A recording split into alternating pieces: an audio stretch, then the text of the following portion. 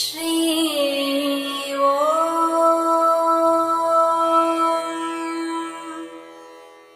ஸ்ரீ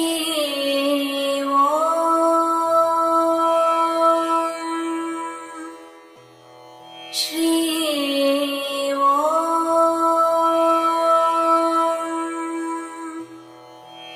ஸ்ரீ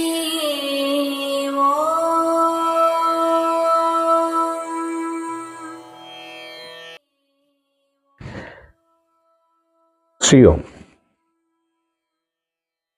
ஒரு அற்புதமான ஒரு கேள்வி. கடவுள் என்பவர் யார்? அவர் எந்த மதத்தை சார்ந்தவர்? இதற்கு மிக எளிமையான விடையும் கூற வேண்டும், மிக நீண்டதாக இருக்கக்கூடாது. சரி, கடவுள் என்கின்ற எண்ணம் மனிதனுக்குள் எப்படி தோன்றியது? முதலில் மனிதன் மனிதனாக ஆன பின் தன்னை பற்றி நினைத்த பொழுது தன்னை நோக்கத் தொடங்கினான், இயற்கையை நோக்கத் தொடங்கினான். ஒவ்வொரு செயலையும் தான் எனும் பொழுது இந்த உடல் பிறக்கின்றது, வளர்கின்றது, ஒரு நாள் காணாமல் போய்விடுகின்றது. இயங்குகின்றேன், ஒரு நாள் இயக்கம் நின்று விடுகின்றது. இயற்கையில் ஒவ்வொரு உயிரினங்களும் தாவரங்களும் இதே நிலையில்தான் செயல்படுகின்றன. சற்றே அவன் மேல் நோக்கி பார்த்த பொழுது வானத்தை பார்க்கின்றான். இந்த உலகிலே சற்றே சிந்தித்து பாருங்கள், ஒவ்வொரு கோள்களும் எப்படி இயங்குகின்றன? ஒன்றுக்கு ஒன்று மோதாமல் ஒரு குறிப்பிட்ட இடைவெளி விட்டு தன்னை தானும் சுற்றி கொண்டு மற்றதையும் சுற்றி கொண்டு வருகின்றது. இந்த இயக்கங்கள் எப்படி நடக்கின்றன? சரி, என் தாய் பெற்றெடுத்தாலும் கூட இந்த உடல் எப்படி உற்பத்தியானது? இந்த உடலுக்குள் இயங்குகின்ற பாகங்கள் நான் கட்டுப்படுத்தவில்லை, தானே இயங்கிக் கொண்டிருக்கின்றது. இந்த உடலுக்கு தேவையான பொருட்களை, தேவையானவற்றை எடுத்து செல்லக்கூடிய இந்த இரத்த நாளங்கள், இரத்தங்கள் எப்படி உற்பத்தியாகின்றது? என் உடலிலே ஒவ்வொரு செல்களும் இயங்கிக் கொண்டிருக்கின்றன. இத்தனை இயக்கங்கள் நடக்கும் பொழுது அந்த இயக்கங்களை யார் நடத்துகின்றார்கள்? எப்படி ஒன்று உற்பத்தி ஆகின்றது? எப்படி அது இயங்குகின்றது? அது எங்கே காணாமல் போய்விடுகின்றது? இப்படியான எண்ணங்கள் தோன்றிய பொழுது மனிதனுக்குள் ஒரு தீர்மானத்திற்கு வந்தான். ஏதோ ஒரு சக்தி இந்த உலகை இயக்கிக் கொண்டிருக்கின்றது, ஒவ்வொரு உயிரினங்களையும் இயக்கிக் கொண்டிருக்கின்றது. இந்த எண்ணம் அவனுக்கு தோன்றிய பொழுது தனக்கு அப்பால் ஒரு பொருள் இருப்பதாக அவன் உணர்ந்தான். அந்த ஆற்றலை, அந்த சக்தியை ஒரு பெயரிட்டு அழைக்க வேண்டும் அல்லவா? அதைத்தான் அவன் கடவுள் என்றான். அப்படி என்றால் இந்த கடவுளாகப்பட்டவர் யார்? அவர் ஒரு சக்தி, ஆற்றல்.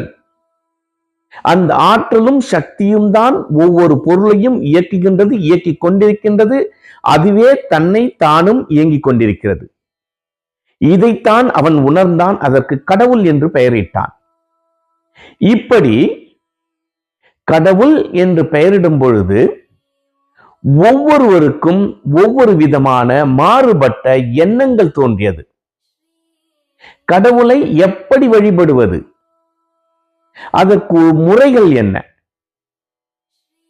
நம்பிக்கை.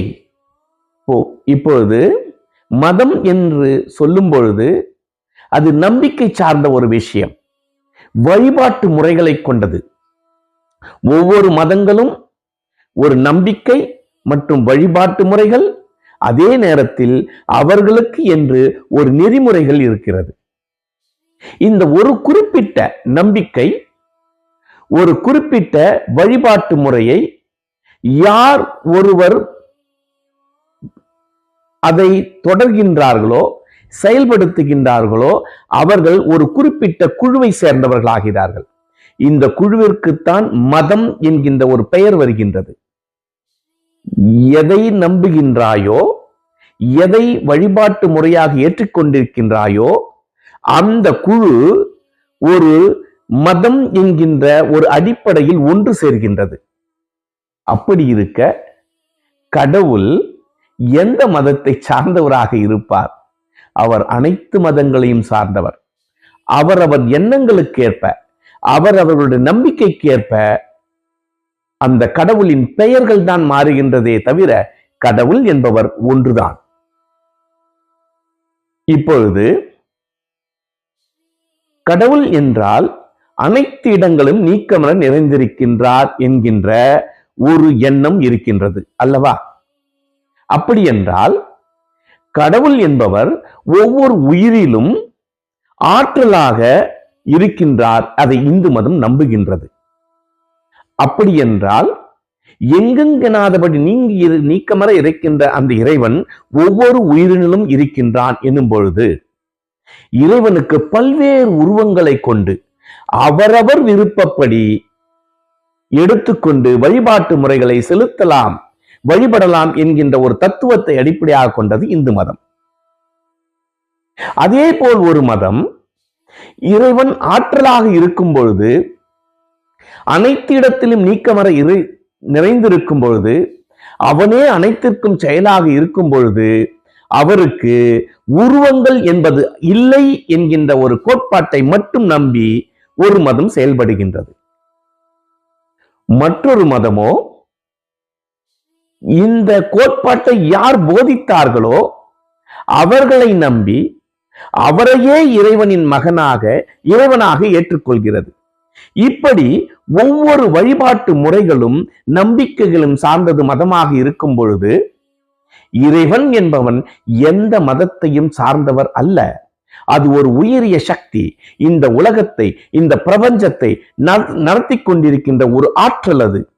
அது எங்கெங்கனாதபடி எல்லா இடத்திலும் நீக்கமர நிறைந்திருக்கிறது. உன்னிலும் இருக்கிறது, என்னிலும் இருக்கின்றது. அது இயக்கமாக. இதை மட்டும் நாம் மனதிலே கொண்டால் இறைவனை நாம் புரிந்து கொள்ளலாம். அதே நேரத்தில் இறைவன் என்பவன் எந்த மதத்தையும் சார்ந்தவன் அல்ல என்கின்ற உண்மையை நாம் அறிந்து கொள்ளலாம். ஸ்ரீயோ ஸ்ரீ ஓம்